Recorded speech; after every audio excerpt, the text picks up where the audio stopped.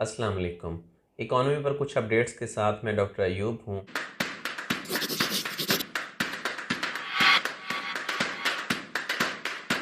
National और international level पर economy के हवाले से कुछ चीज़ें डिस्कसेबल हैं। में रशिया यूक्रेन की वॉर जारी है। वेस्ट ने यानी यूके, यूएस और यूरोपियन यूनियन ने रशिया पर मुआशी पाबंदियाँ लगा दी हैं, जिसकी वजह से रशियन करेंसी जो है वो 30% से ज़्यादा डाउन चली गई है। रशियन जो एलाइज़ हैं मसलन काज़ाकिस्तान वगैरह, उनकी करेंसी भी डीवैल्यू हो रही है। रशियन कंपनीज़ पर बैन आयद किया जा रहा है। रशिया के डिफरेंट बैंक्स को स्विफ्ट नेटवर्क से, स्विफ्ट मैसेजिंग सिस्टम से बैन कर दिया गया है। रशिया आइसोलेशन का शिकार हो रहा है तेज़ी से। इसके अलावा यूक्रेन के साथ आलमी जो हमदर्दियाँ हैं वो बहुत ज़्यादा होती जा रही हैं। यूएन की सिक्योरिटी काउंसिल और जनरल असम्बली के इजलास, एमरजेंसी इजलास बुलाए गए हैं और रशिया के एक्ट को कंडेम किया गया है वाइडली। और पहली मरतबा उसमें पाकिस्तान, इंडिया, बांग्लादेश और चाइना ने एक पेज पर होने का सबूत दिया है, यानी उन्होंने इजलास से अपनी गैर हाज़िरी रिकॉर्ड करवाई है। ईयू खुद काफ़ी हद तक वरीड है कि अगर रशिया और यूक्रेन का क्राइसिस यूं ही चलता रहा और सेंक्शंस इम्पोज करते गए अमेरिकन लीडरशिप में, तो ईयू के लिए भी प्रॉब्लम पैदा हो जाएगा। उसकी वजह यह है कि ईयू अपनी टोटल कंजम्पशन का 40% गैस रशिया से इंपोर्ट करता है। इस तरह अपनी टोटल ऑयल कंजम्पशन का 30% रशिया से इंपोर्ट करता है। और ईयू को ये महसूस होता है कि अगर हम यूएस की लीडरशिप में इस पर मुआशी पाबंदियाँ लगाते गए और एक पॉइंट ऑफ नो रिटर्न पर पहुँच गए, तो इन रिटर्न हमें भी बहुत सारा खमियाजा भुगतना पड़ सकता है। क्योंकि अगर ईयू रशिया से ऑयल और गैस इंपोर्ट नहीं करता या उस पर इन रिटर्न रशिया पाबंदियाँ लगा देता है, तो उससे ईयू के लिए जो एनर्जी के रिसोर्सेज हैं वो बहुत कॉस्टली हो जाएंगे अदर कंट्रीज से। यूएस की लीडरशिप में एलाइज ने अपने 60 मिलियन बैरल जो स्ट्रेटजिक रिजर्व्स हैं उनको कंजम्पशन के लिए लाने का फ़ैसला किया है, जिसमें 30 मिलियन बैरल जो पेट्रोलियम है वो अकेले यूएस से कंजम्पशन में लाया जाएगा। एक तरफ जहां वॉर रेफ्यूजीज़ 1 मिलियन से तजावज़ कर गए हैं, यूएस, ईयू और यूके की पाबंदियों की वजह से सिर्फ स्विफ्ट बैंकिंग के नेटवर्क के ज़रिए मुआशी पाबंदियां नहीं लगाई जा रही या उनकी पेमेंट्स को, रशिया की पेमेंट को डिले नहीं किया जा रहा, बल्कि तमाम एलाइज़ ने अपनी एयर स्पेस जो है वो रशिया के लिए बंद कर दी है। इसके साथ साथ जो माइक्रो चिप्स हैं, लेज़र टेक्नोलॉजी है और जो क्रिप्टो करेंसी के सिस्टम्स हैं, उनके लिए भी पाबंदियों की तैयारियां की जा रही हैं। सिर्फ रशिया पर ही मुआशी पाबंदियां नहीं लगाई जा रही, बल्कि उसके जो एलाइज़ हैं बेलारूस वगैरह, उन पर भी पाबंदियों की तैयारियां की जा रही हैं।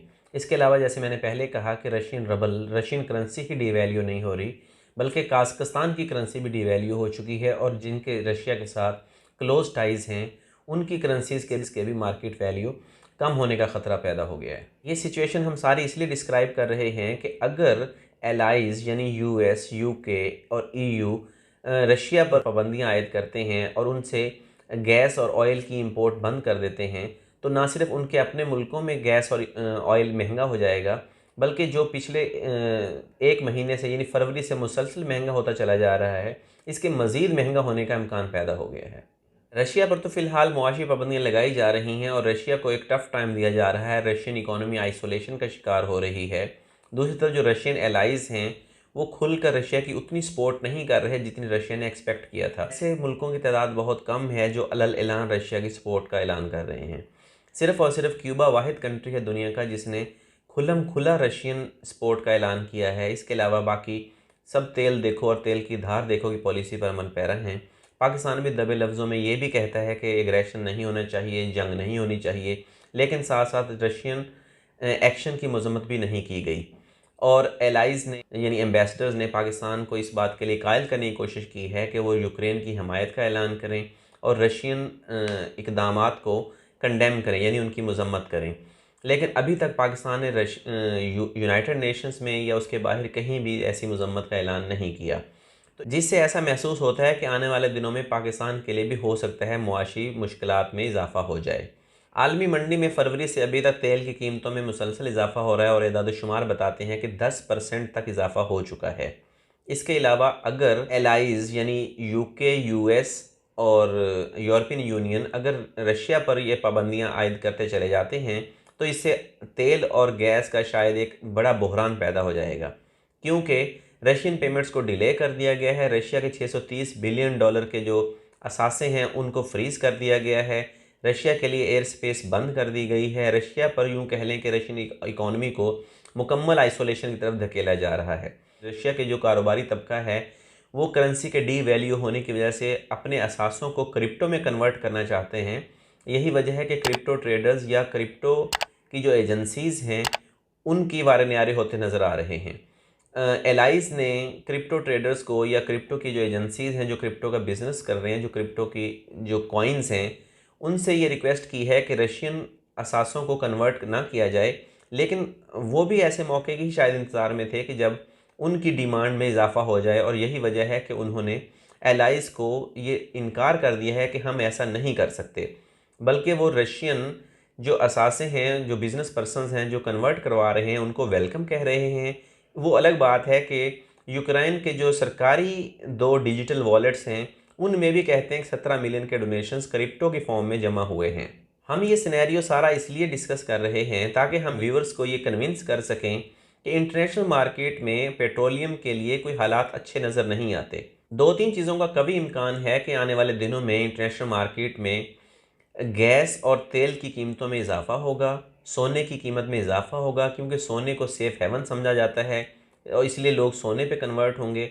और जितनी तेज़ी से रशियन करेंसी नीचे की तरफ जा रही है, यानी उसकी वैल्यू में कमी हो रही है, उतनी तेज़ी से ही डॉलर की डिमांड बढ़ रही है और डॉलर उतना तेज़ी से ऊपर जा रहा है। यानी पिछले कुछ दिनों के अंदर अंदर डॉलर इंटरनेशनल मार्केट में 40% गेन कर चुका है। जबकि हमने पाकिस्तान में भी देखा कि डॉलर की डिमांड के बढ़ने की वजह से जो एक्सचेंज रेट है, यानी डॉलर की कीमत है, वो बढ़ती ही चली जा रही है। डिस्कस बुनियादी तौर पर हम ये करना चाहते हैं कि इंटरनेशनल सिनेरियो, तमाम इरादोशुमार, तमाम जो क़यास है या जो पेशीन गोइयाँ हैं वो यही थी कि इंटरनेशनल मार्केट में क्योंकि तेल और गैस की कीमतों में इजाफे का इम्कान है, डॉलर की कीमत बढ़ रही है, तो पाकिस्तान में भी इसकी कीमतों में इजाफा हो जाएगा। क्योंकि किसी भी मुल्क में तेल की कीमत का इन्हसार 2 चीज़ों पर होता है। एक तो कि इंटरनेशनल मार्केट में ऑयल की प्राइस क्या है, चल रही है, दूसरा एक्सचेंज रेट क्या है। अगर इंटरनेशनल मार्केट में ऑयल की प्राइस में इंक्रीज़ हो रहा हो और एक्सचेंज रेट में भी इंक्रीज़ हो रहा हो, तो इस बात का 100% यकीन होता है इकोनॉमिस्ट को या पॉलिसी मेकर्स को कि अब मुल्क के अंदर तेल की कीमत में इजाफा ही होगा। लेकिन पाकिस्तानी प्राइम मिनिस्टर जो सरप्राइजेस देने के काफ़ी हद तक आदी हैं, उन्होंने एक सरप्राइज़ दिया है पाकिस्तानी कौम को और 10 रुपये फ़ी लीटर कमी का ऐलान किया है। प्राइम मिनिस्टर की इस मूव से जहां उन्हें सियासी फ़ायदा तो हो सकता है, लेकिन ऐसा बहुत कम इम्कान है कि इकॉनमी को भी फ़ायदा हो। तो हम ये बता देना चाहते हैं कि पाकिस्तान में जनवरी की निस्बत फरवरी में जो हमारा इंपोर्ट बिल है, जो हमने दरामदात के ज़रिए जो हम पेमेंट्स करते हैं, उसमें 138 मिलियन डॉलर की कमी हुई थी। जब दरामदी बिल कम होता है तो करंट अकाउंट डेफिसिट या जो तिजारती खसारा है, हालिया दिनों का जो तिजारती खसारा है, उसमें भी कमी होती है। और आप सबको हम बताते चलें कि ऐसा इसलिए हुआ था कि पाकिस्तान ने, यानी हुकूमत पाकिस्तान ने चंद दिन पहले पेट्रोलियम की कीमतों में काफ़ी ज़्यादा इजाफे का ऐलान किया था, जिससे उसी महीने में हमारा जो दरामदी बिल है वो 138 मिलियन डॉलर कम हो गया था। जो इकोनॉमिक्स को पढ़ते और समझते हैं उन्हें ये अंदाज़ा हो गया था कि अब क्योंकि कीमत में इजाफा हो गया है, तेल की तलब में कमी हो जाएगी, उससे 2 बड़े फ़ायदे होने का इम्कान था। एक तो ये कि तेल की तलब में कमी से माहौल को फ़ायदा होना था, और दूसरा तेल की तलब में कमी से हमारा जो दरामदी बिल था उसमें कमी का इम्कान था, जिससे तिजारती खसारा में कमी का इम्कान होना था।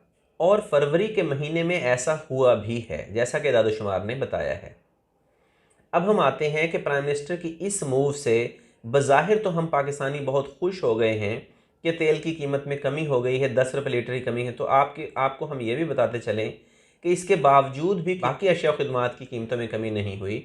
उसकी बुनियादी वजह ये है कि जो कीमतें हैं वो नीचे की तरफ कभी भी नहीं आती, कि एक मरतबा जो कीमतें जब चीज़ों की बढ़ जाती हैं तो उनका नीचे आना तकरीबन मुश्किल होता है। यही वजह है कि तेल की कीमत में 10 रुपये कमी का ऐलान करने के बावजूद इससे जहां पॉलिटिकली तो फ़ायदा हो सकता है प्राइम मिनिस्टर को और प्राइम मिनिस्टर की पार्टी को, लेकिन इस बात का इम्कान बहुत कम है कि पाकिस्तान का दरामदी खसारा अब कम हो जाएगा, या इस बात का इम्कान भी कम है कि अशिया और खिदमात की कीमतों में कमी हो जाएगी। और यहाँ सोचने की बात यह है कि अगर पाकिस्तानी गवर्नमेंट पहले ये क्लेम कर रही थी कि हम पेट्रोलियम पर जीएसटी ज़ीरो ले रहे हैं, यानी जीएसटी कोई जीएसटी नहीं है, इसके अलावा जो लेवी चार्जेस हैं वो भी इम्पोज नहीं, वो भी आयद नहीं किए गए थे आईएमएफ के कहने पर। अगर पाकिस्तानी गवर्नमेंट उसमें जीएसटी नहीं ले रही थी और लेवी भी नहीं आयद किया हुआ था, तो फिर ये समझ से बाहर है कि 10 रुपये पर लीटर, जबकि इंटरनेशनल मार्केट में तेल की कीमतों में इजाफा हो रहा है, इंटरनेशनल मार्केट में तेल की कीमतों में इजाफे का मज़ीद इम्कान है, यानी तवक्कुआत ऐसी हैं कि और भी इजाफा होगा। इसके अलावा एक्सचेंज रेट भी बढ़ रहा है। तो ऐसी सूरत हाल में 10 रुपये फ़ी लीटर कमी का ऐलान करके ये समझ से बाहर है कि ये खसारा कहाँ से पूरा किया जाएगा। या तो पाकिस्तानी गवर्नमेंट पहले जो बात कर रही थी वो ठीक नहीं थी, या फिर अब जो बात की जा रही है ये ठीक नहीं है। और यहाँ गौरतलब बात यह है कि अगर पाकिस्तानी गवर्नमेंट 10 रुपये फ़ी लीटर सब्सिडी देने का ऐलान कर रही है, या पाकिस्तानी गवर्नमेंट अगर पहले जीएसटी नहीं ले रही थी, लेवी चार्जेस भी नहीं थे, तो अब ये 10 रुपये कहाँ से दिए जाएंगे? क्या पाकिस्तानी गवर्नमेंट इसमें सब्सिडी देगी? अगर सब्सिडी देगी तो हम आईएमएफ को क्या जवाब देंगे, जो कि मुसलसल ये पाकिस्तानी गवर्नमेंट को कन्विंस कर रहे हैं कि अगर आपने किस्तें लेनी हैं, अगर आपने हमसे कर्ज़े का प्रोग्राम जारी रखना है, तो फिर आप हर महीने या हर कुछ अरसा के बाद 4 रुपये फ़ी लीटर लेवी आयद करें, ताकि तेल की कीमतों में इजाफा हो, तेल की तलब में कमी वाक़ हो, दरामदी खसारा या तिजारती खसारा हमारा कम से कम होने की तरफ आए। तो हम आईएमएफ के साथ मुज़ाकरात में कैसे जाएंगे? क्या आईएमएफ से इस बात की, या आईएमएफ से इस बात की अप्रूवल ले ली गई है कि हम अब सब्सिडी वाला प्रोग्राम दोबारा स्टार्ट कर रहे हैं? दूसरा चांस ये है कि पाकिस्तानी गवर्नमेंट पहले इसमें कोई ऐसे सरचार्जेस या कोई ऐसी चीज़ें पेट्रोल की प्राइस में ली जा रही थी जो कि अब हटा दी गई हैं, जिसकी वजह से तेल की कीमत में कमी हो गई है। प्राइम मिनिस्टर की अगरचे उन्होंने कहा कि हमने पेट्रोलियम की कीमतें, बिजली की कीमतों में कमी का ऐलान करने से पहले काफ़ी मुशावरत की है, तो अगर उन्होंने मुशावरत की है तो फिर वो ये खसारा कहाँ से पूरा किया जाएगा? ऐसा क्या हुआ है कि पाकिस्तान में अचानक से टैक्सेस अच्छे खासे कलेक्ट होना शुरू हो गए हैं, या हम इस काबिल हो गए हैं कि हम 10 रुपये की छूट दे दें या 10 रुपये की सब्सिडी दे दें? तो ये चीज़ इकनॉमिक्स को समझने और पढ़ने वालों के लिए थोड़ी हैरानकुन हुई है।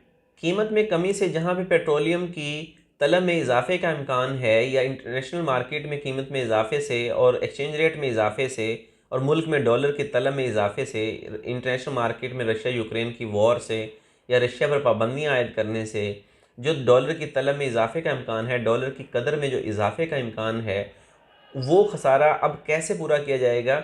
जिस परेशानी का जिक्र हम आपसे कर रहे हैं, पिछले माली साल के पहले 8 महीने के बिल में और इस माली साल के पहले 8 महीनों के बिल में 55% का खसारा है।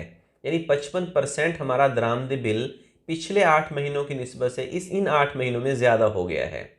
यानी और जो तिजारती खसारा है वो बढ़ के 32 बिलियन डॉलर हो चुका है। जो हमारे फॉरेन रिज़र्व्स हैं, यानी जो हमारे ज़र मुबादला के ज़खायर हैं, वो तकरीबन 17 बिलियन डॉलर हो चुके हैं कम होकर, और ये मुसलसल कमी की जानिब रवां-दवां हैं। हुकूमत पाकिस्तान ने तिजारती खसारे का जो एस्टीमेट लगाया था वो 28.4 बिलियन डॉलर था, जो कि इस वक्त 32 बिलियन डॉलर हो चुका है। यूँ कह लें कि 28 बिलियन डॉलर का जो एस्टीमेट था वो कब का ख़त्म हो चुका है, यानी अभी हमारे बजट के 4 महीने मज़ीद भी बाकी हैं। जो एक्सपोर्ट्स हैं वो सिर्फ 4 बिलियन डॉलर की बढ़ी हैं, जिनमें 2 बिलियन डॉलर की टेक्सटाइल एक्सपोर्ट्स थी जो हमने पिछले दिनों खुशखबरी आपको सुनाई थी, जबकि हमारी जो इम्पोर्ट्स हैं उनमें बेतहाशा इजाफा हो चुका है। इस वक्त स्क्रीन पर जो आप इदाद-ओ-शुमार देख रहे हैं, इनके मुताबिक हमारा trade deficit 32 billion dollar USD है। पिछले इन 8 महीनों में हमारी इंपोर्ट्स का जो पेस है वो एक्सपोर्ट्स के पेस से 2 गुना ज़्यादा है।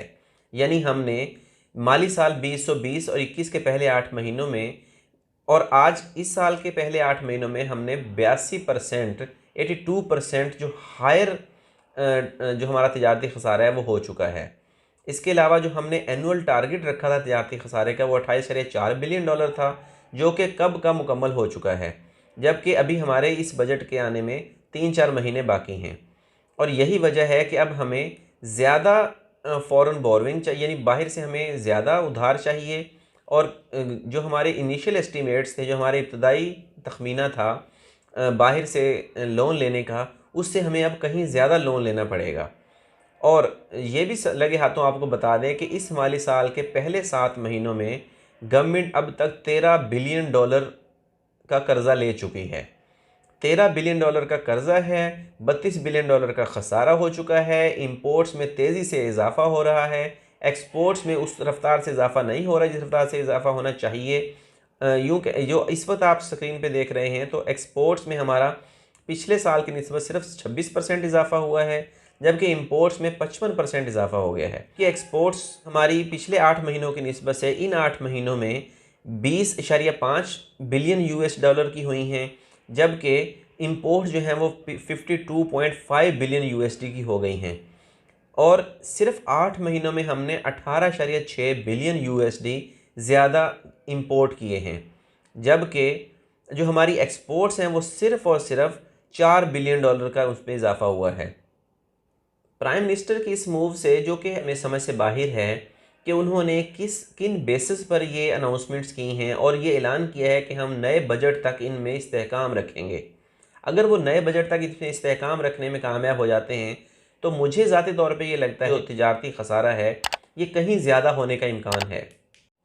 इंटरनेशनल मार्केट में जब तेल की कीमत में इजाफा हो रहा है और आने वाले दिनों में इस बात की तवक्को भी है कि इंटरनेशनल मार्केट में तेल की कीमत में इजाफा होगा, गैस की कीमत में इजाफा होगा। दूसरी तरफ आपने इकॉनमी की हालत देख ली है कि हमारे यहाँ तिजारती खसारा जो है वो काफ़ी ज़्यादा हो चुका है। इंपोर्ट्स हैं कि ना रुकने का नाम नहीं ले रही, एक्सपोर्ट्स जो हैं वो ये उस रफ्तार से नहीं बढ़ रही जिस रफ्तार से इंपोर्ट्स बढ़ रही हैं। अगर अगले 4 महीने प्राइम मिनिस्टर या प्राइम मिनिस्टर की टीम इन कीमतों को मुस्तहकम रखते हैं तो ये तिजारती खसारा कहीं से कहीं पहुंच जाएगा। ख़ुसूसन जब एक्सचेंज रेट में इजाफा होगा, इंपोर्ट प्राइसेस में इजाफा होगा, तो इस खसारे को पूरा करने के लिए हमें मज़ीद कर्ज़ा लेना पड़ेगा। पिछले 3 साल से हम इस खुशफहमी का शिकार थे कि हमारी इकॉनमी एक ठीक डायरेक्शन में जा रही है, यानी प्राइम मिनिस्टर और उनकी टीम को मुसलसल इस बात की फ़िक्र है कि तिजारती खसारा कम होना चाहिए, डॉलर की डिमांड में कमी होनी चाहिए, इंपोर्ट्स को कम होना चाहिए। यही वजह है कि हमने IMF की कुछ बातों पे अमल करते हुए अपना एक्सचेंज रेट भी फ्लेक्सिबल कर लिया। अगर हम एक्सचेंज रेट को फ्लेक्सिबल कर रहे थे, अगर हम सब्सिडी का प्लान ख़त्म कर रहे थे, IMF के प्लान को नाफिज करने की कोशिश कर रहे थे, उनके लिए हमने स्टेट बैंक ऑफ पाकिस्तान को ऑटोनॉमी दी थी, तो ये अचानक से ये सारी रिवर्सल करने की ज़रूरत क्यों पेश आई, ये बात समझ से बालातर है।